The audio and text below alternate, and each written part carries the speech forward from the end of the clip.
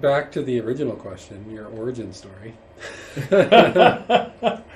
Basketball? Well, I mean, it sounds like, connecting some dots there. Music, basketball, really that's the fuel for your purpose in your life. But just curious, like basketball in particular, that's the connecting tissue to this podcast and how we ended up getting together. Yeah. What drew you into the game? Yeah, man. So, I mean, for me, I always played ball, right, since I was in elementary school, and I always say, man, basketball was like my saving grace, because kept you out of trouble. Yeah. It was the threat. It was the threat of not being able to play ball that would keep you in line. Right. So I played since 5th grade right through high school, college, and it was great, man. I played for a pretty big club out here, Scarborough Blues. Right. One of the founders, original Scarborough Blues? Yeah, I think I was talking to my boy Vet, and he's like, bro, we were on like the original Blues team. Like, really? And I think back, and I think it was like one of the first Blues teams. That's sick. Yeah, the years ago, right? Well, at that time, though, coming up when you would have come up, was there ever a draw to play hockey or another sport, or was like instantly just you knew basketball was your... For me, yeah, basketball, yeah. That was it, right? It's also where you grow up, the demographic too, right? I grew up in Scarborough, and, especially back then, I don't really think soccer was an option. Right. Hockey, you can't afford it, so that's not an option. Basketball. It's a poor-man sport. Shorts and shoes, man. That's all you need. Grab a ball. Is Scarborough getting hot right now? Or has it always been like hot with like talent? I guess the Toronto area. It's always had talent. No, Scarborough's always had. Yeah. Scarborough's always had. Even like before the whole prep school circuit and all that, like Scarborough basketball, I mean, like some of the top high school, Mother Teresa, Pope John Paul, Jean Vanier, like, and then the public schools like Churchill and Leacock, and they had some like RJ's dad went to Mother Teresa in Scarborough, and man, like Scarborough's always been hot, man. Scarborough, but it's I guess you call it the GTA, the whole Toronto area, you know what I mean? Mm-hmm. Like when I went to OFSA, the team that won was Bathurst, so Denham Brown. Mm-hmm. His team won OFSA when I was there, when I went to OFSA. So, but yeah, man, just bro, basketball, man, just playing it, just loving it. It was just a thing, man. Like, and for me, not being from here and knowing all the acronyms, what's OFSA? Like what? Oh, it's our provincials. It's like yeah. It's so like Ontario Federation. Yeah. Blah blah blah blah blah. So that would be that's our provincial. So all the top teams in the province from all the different leagues. And so as like a junior, senior, where did you guys make it there? Yeah. So wait, I don't think they had a junior OFSA at the time. Okay, so it's just like... It was a senior thing, yeah. Gotcha. Yeah. And how'd you guys do? We got slapped. Yeah. Two and done. 2 and done? 0 and 2. And we were eliminated. We played out-of-town teams. Yeah. What was it? I forgot the school, but Aaron and Nate Dornicamp. Those guys. These guys, Team Canada guys now, or were Team Canada guys. Yeah. One of them had some NBA tryouts and stuff like that. These guys were just, the left-hand layup warm-up guys. You know what I mean? And we're all these flashy guys, and they just slapped us, bro. They just absolutely slapped us. Yeah. So, but that's it, man. We were flashy, and we thought we were cool, and we were cool. We were cool. Yeah. Song. Yo, I like Burlington personally, like. In our office space and facility, because it's away from everything. Like we just talked to Leonard, like I like being in an area where I can focus and not be distracted. And if I want to get to the real mess and all the other stuff, all right, no problem. I'll drive the 25 minutes to soccer. yeah. But then you're away. At this point in my life, I like being away. I like peace of mind. Where'd you grow up? I was from Rexdale, man. From Albion and Martin Grove, and I moved around a little bit. So where'd you go to school? Went to where did I go to? Henry Carr? Nah, right beside it actually. I went to Benedict, man. Benedict? Yeah, St. Benedict School, yeah. It's a high school? No, it was elementary. No, high school. I went to Marcy's, bro, in Mississauga. So I moved around. Oh, you moved around. Yeah. I moved around a bit. So I was in. I moved to Ajax for a couple years. Yeah? Yeah, left there, moved to Mississauga. Did you go to school in it? Where'd you go to school in Ajax? Elementary school, man. It was when you were younger. Yeah, when I was younger. When I was younger, I moved around a lot, man. And then Mississauga was when I settled in, and I went to Marcelinos for my high school years. That's a big school, man, right off the highway. Yeah, it's a big school. And, you know, it gets, everyone drawn into it because of the field. You see everything that looks, you know, it looks the part and stuff like that. It was a good school. Like, met a lot of great people there and stuff like that. And sports was always the big thing there. Yeah. It was a big football field. Big football. It was a big football. Like in my time, it was big. You got to see this school, bro. This school is like, it actually looks like one of those American schools. Yeah, man. that's what it is. And then it became a basketball school. You know, and you're a bit of a football guy too. I'm a bit of a football guy too. What position do you play? Yeah. And I played some corner and safety, man. Corner and safety. Yeah. Okay. I should have played more wide receiver, but I didn't mind hitting people, to be honest. Yeah. I really didn't mind it at all. I played a little football. I played a little O-line. Left tackle a little bit. Yeah? Just the 1 year, grade 12. I think I would have been a better tight end. I think that's what I should have played. But I joined the team just 1 year, and that's where they threw me. Not me, man. Now you couldn't do it? I know a lot of people that couldn't. Like, Too soft, bro. Too soft. You think? I don't know. I see him muscling out there a little bit. Yeah, you can get on the line. You know what I mean? Yeah, absolutely. Yeah. Maybe if I had to, fine, but... If you had to. No, not by choice. No.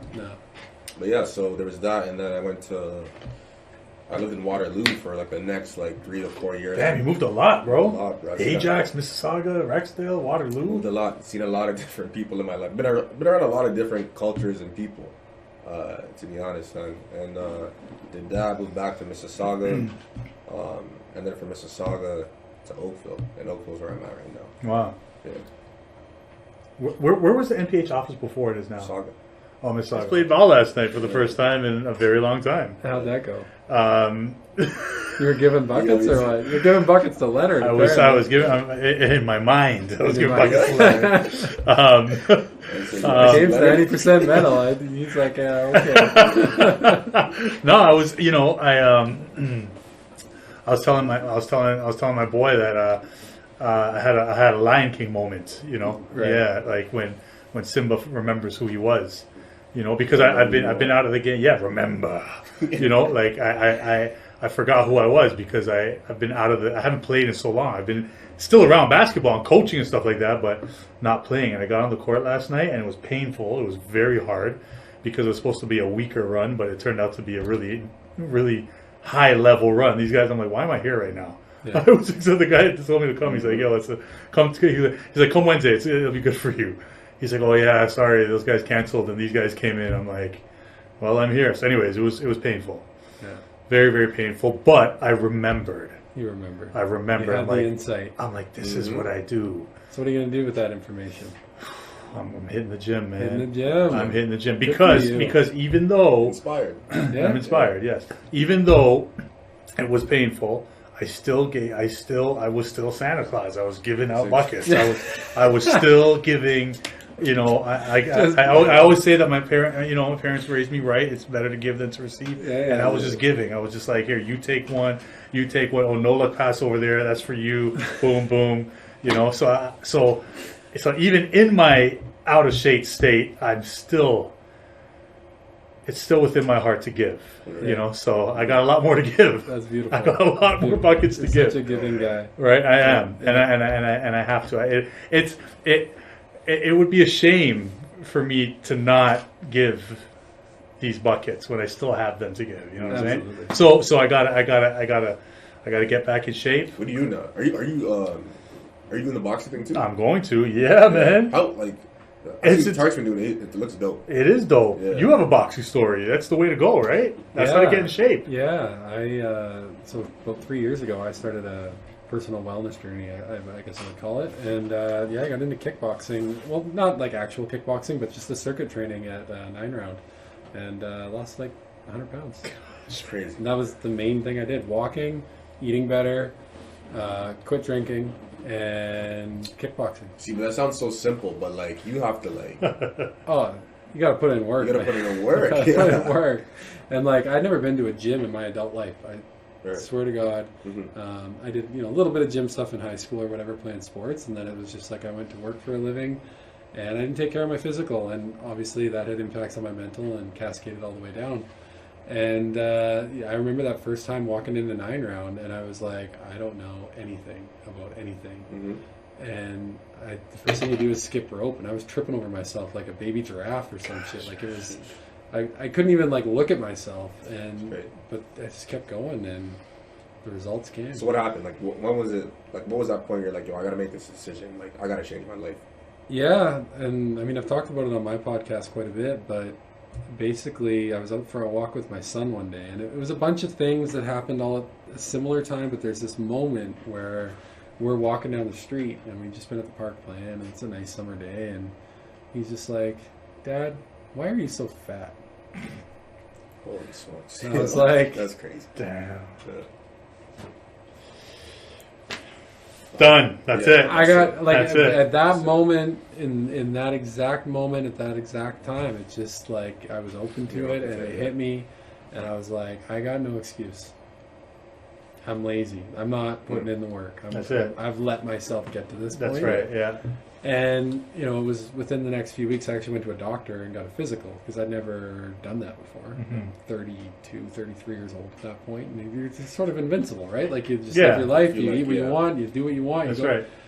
And I'd been pretty successful in my life. Like I had an executive career, a nice house, white picket fence, all that shit. And the doctor's like, yeah, you should maybe like go for a walk. And how much red meat do you eat? Yeah. And so that was the insight. Yeah. And from there, I actually got a bike, and I hadn't ridden a bike since I was probably 12 years old. And that saying that you don't forget how to ride a bike is largely true, but you do forget a lot of the nuanced things like changing gears and all that stuff. But I hopped on a bike, and I went on like a 10-kilometer bike ride.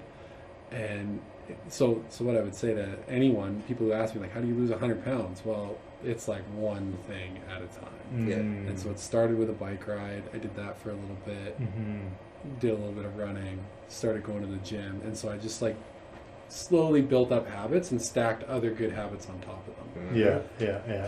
And so that's a bit about like my last 3 years has been like, I think I knew what I didn't want to be, but I didn't know what I wanted to be. And so that's kind of a tough place to be, because you start getting rid of things, you start subtracting things, but then it's like, okay, well, where do I want to go? Who am I? What do I want to be? And that's like a whole other spectrum of the mind that I hadn't even looked at. And I mean, ultimately, we're sitting here right now. Part of what I wanted to do was start a podcast, get into coaching, just make a better life for myself and my family. And, that all started on that day when my son told me, why are you so fat? Jeez, man. That's deep. That'll hit. That'll hit. Yeah, that'll definitely hit. Yeah. All that to say, boxing. All back to the way to go. Kickboxing. It's a lot of fun, and it's a great way to get in shape. Yeah. Shout out Red Owl Boxing. Shout out Red Owl. So Tarek's going hard, eh? He's going hard, man. He's been putting in work. I see him. I'm like, this guy's nuts. What is it? That little like sweatsuit bag or whatever he was doing. He's going to work. Bro. I was like, it's a sweatsuit bag. Yeah. You know that stuff? No. The garbage bag. Yeah. He's doing that. He's different. When he puts his mind to something, like he's going in, man. He's going in. Like there's no, he's got to do it. Yeah. Nah. Yeah, man. Awesome. I mean, I see his Insta like every morning. Like the dude is inspirational. Oh, because you're getting this story full, raw. Yeah. That's who he is. That's real. Yeah. For better or for better, like that's him. Yeah. And that's why I mess with him and Elias, his brother, to be honest. Because, bro, that's just them. Yeah. That's just them. Yeah. Like, I appreciate that person. I'm calling them all. But here's the thing. I know my strengths, right? Look, I remember one time I went to a pickup run and I brought my older son Mateo, right? So he's watching, and like I'm an animated guy in general. On the court, like I talk a lot. And it's not just trash talk. It's just I'm just vocal. I'm talking. It's like.